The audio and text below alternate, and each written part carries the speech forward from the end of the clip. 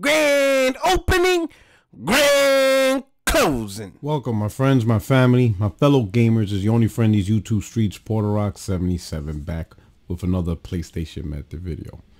So the question is, with Microsoft acquisition of ABK, and potentially they're trying to acquire even more publisher studios, whatever their plan is, to absorb more IPs, talent, and developers, what is Sony supposed to do to counter that?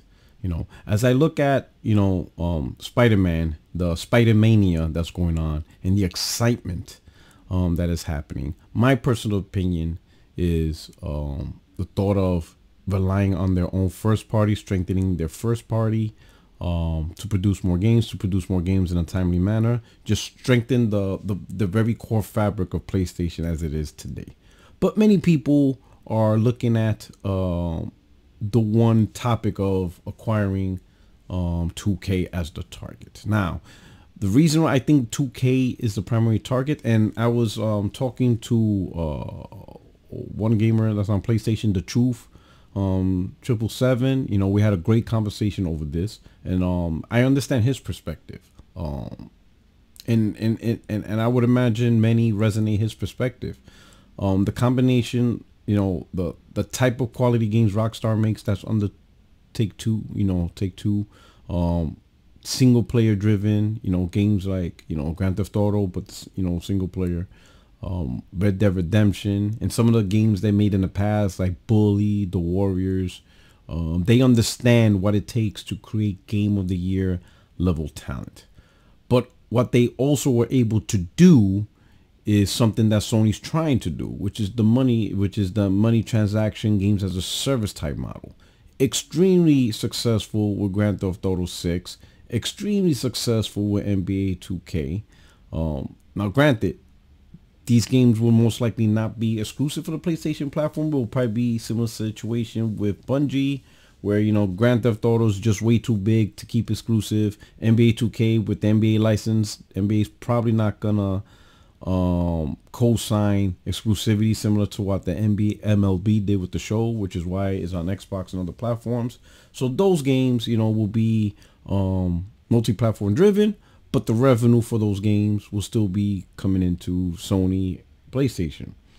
But then it's the other developer studios that can make exclusive for PlayStation, but have stuff that is how would you say, talent that's not resident in PlayStation. Now, of course, this is, NBA 2K, but if you look at other things like Private Division and the type of games they make, these potentially could be titles that will help PlayStation stuff provide that. I mean,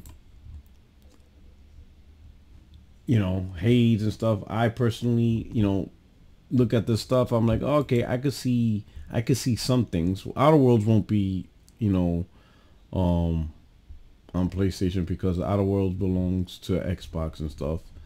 But also from here, who else? Who we have here? If we go back, obviously, clearly Rockstar.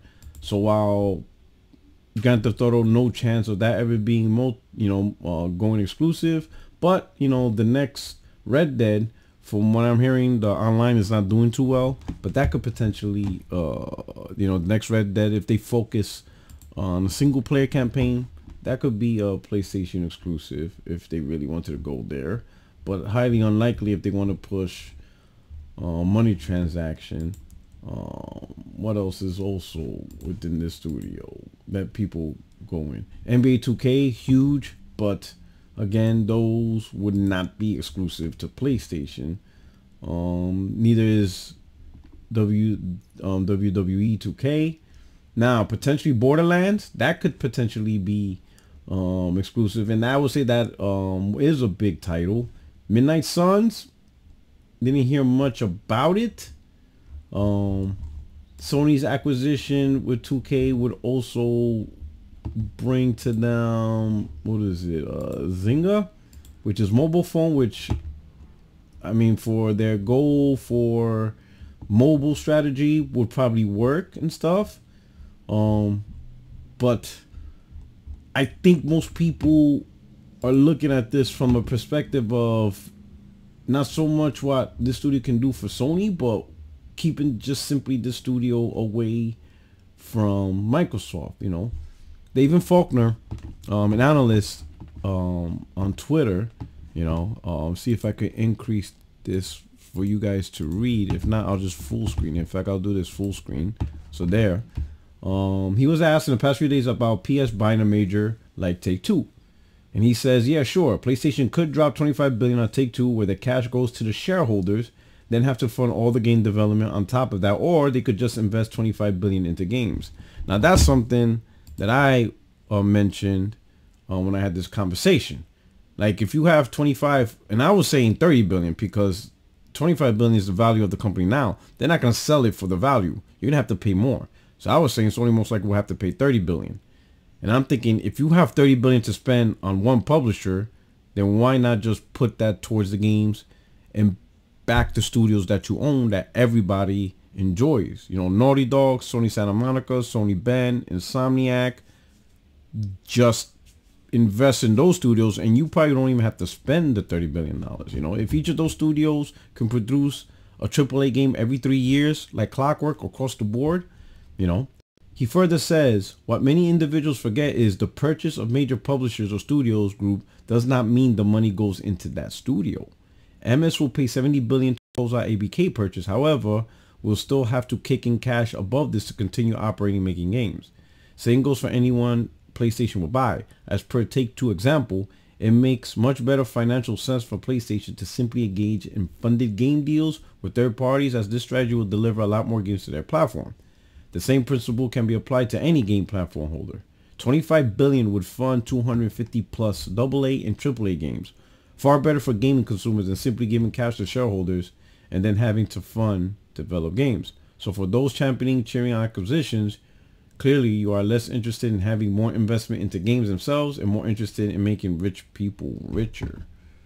You know, and I wouldn't say, you know, those are the comments he was saying here. I apologize for not showing it to you. But I wouldn't say these people, you know, people who are saying this are interested in the rich getting richer. I think it's just the concern, I'll use that word, of Microsoft acquiring another publisher and then taking games away from the PlayStation platform. And I think the #1 publisher right now that most PlayStation fans are concerned about is 2K, because that's like the biggest out of all the other third party, right? I mean, once you go down the list, you got 2K, then you go to EA, and then you go down the line, right? But in my mind, if you have that concern, then you know what, you're just gonna have to deal with it, because at this point, that concern could target any publisher development studio. Microsoft can end up buying Sega. Microsoft can end up buying Capcom. Microsoft can end up buying Konami. Microsoft can end up buying CD Projekt Red. Microsoft can end up buying Square Enix. Ubisoft. We mentioned EA. We mentioned Take-Two. You know, so even if Sony did buy Take-Two, what happens if Microsoft buys Square Enix, Capcom, Konami, and Sega? No more Persona, no more Resident Evil, no more Street Fighter, no more Final Fantasy, no more Kingdom Hearts. I mean, you know, they go by Ubisoft. No more Splinter Cell. I mean, you could war game this scenario all you want. But if you have a concern of Microsoft buying companies and taking away IPs from PlayStation, then really everybody's just going to be concerned for their favorite game. So if you're just concerned for 2K, it's probably because you like the 2K games and you don't like Square Enix games. But for those that like Square Enix games, they're going to be concerned about Square Enix being bought by Xbox. They probably don't care about 2K because they don't care about 2K Basketball or Grand Theft Auto. And then you got gamers who don't care about both. Their thing is fighting. They love Street Fighter. They want to play Street Fighter on PlayStation, so they're concerned about Microsoft buying Capcom.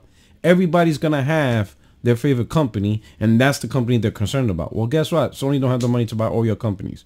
So one way or another, there's going to be a combination of potential buyers that Microsoft have. The only thing that's stopping Microsoft from buying these companies will be the governments themselves. You know, at a certain point, the governments have to be like, "Ooh, stop, time out. You already got these people. You already got these people. Now you're trying to get them and them and them. We're going to put a hold on that. You have more than enough than what you need to be successful and be competitive in this industry." That's really it. Sony doesn't have the capital to buy all these companies. Microsoft does, you know. But the one thing that Sony, in my opinion, does have is their first party. And like it or not, that first party trumps. It is really good, right? Now, you could buy a Take-Two, right? And you get a Grand Theft Auto. But Grand Theft Auto don't come out a lot. And chances are that game will come out like once every 7 years, 8 years or whatever, right? It's not like they're going to start pumping out games left and right, you know? But with all the studios PlayStation has, if you invest even more money so you can have more teams, if you check out my last video, I explain how, you know, staggered development can help push out more games in a timely manner while still giving the game 6 years for development. And I think that's ultimately what the gamers want. If gamers can get a Naughty Dog game every 3 years, a Sony Santa Monica game every 3 years, you know, a Housemarque game every 3 years, Sony Ben every 3 years, you know, that's a lot of games. You know, as you see from here, you know, David Falkner, same principle can be applied to any gaming platform. 25 billion would fund 250 plus AAA and AA games. That is an insane amount of games from a first party publisher. Now, of course, it's never going to be that much, right? You're not going to get 25 billion investment in games. But like I said, a fraction of that. You know, if Sony pumps out over the next, well, we're in 2023. Let's say console generation ends in 2028, right? For the new system. So you're talking about 5 years.